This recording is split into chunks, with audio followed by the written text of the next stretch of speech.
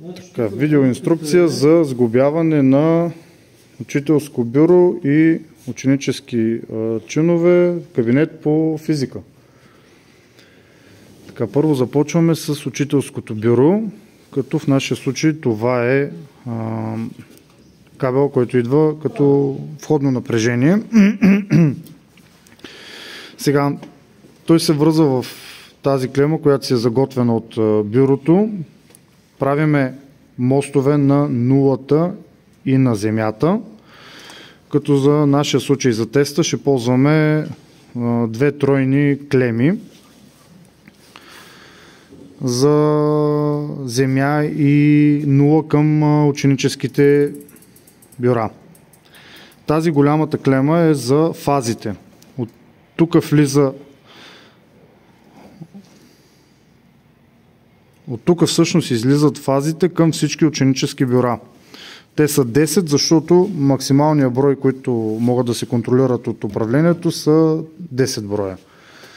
Така, схемата е такава. Влиза напрежението в бюрото, фазата си се връзва към комплекта, който е от кабели, нулата и земята също, тя захранва от тук учителското бюро. От тук правиме мост, за да захраниме, в нашия случай връзваме две ученически бюра посредством тези клеми. От тук тръгва кабел към ученическо бюро 1, където фазата хващаме от голямата клема, земя и нула от другите две клеми. Съответно, същото се случва и за второто бюро. Земя и нула плюс фаза от тук. Реално, ние малко сме ги разменили. Тук е 10-то бюро и 9-то бюро, които се контролират от пулта, който сега ще ви покажем. Сега в ученическо бюро 1.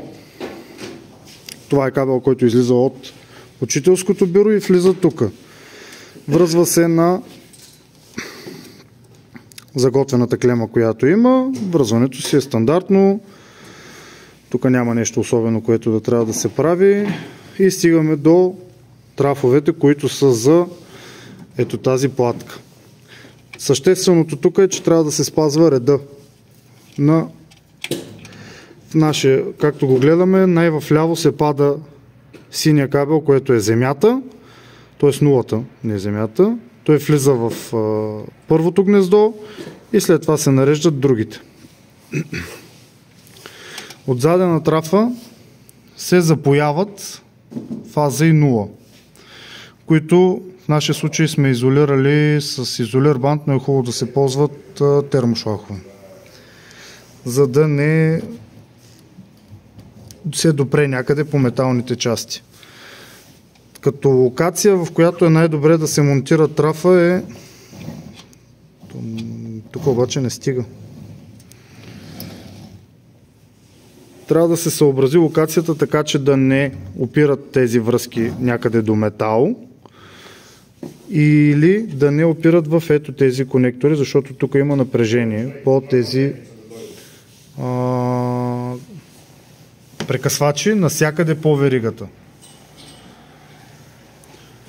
Важно е, че трафа трябва да се захване с самонарезни винтове най-вероятно в ето тази част долу, когато се намери удачно място за фиксирането му. Кабела трябва да влиза от тук в ученическото бюро, защото в тази част е предвидена клемата за връзка. Това е едното бюро. Сега ние сме ползвали за тест и от другия тип бюра. Това е второто бюро. Тук нещата са подобни на първото, само че в това няма трафове. Тук реално кабел пак трябва да влезне в тази част и да се свърже с тази клема, като този кабел идва от учителското бюро.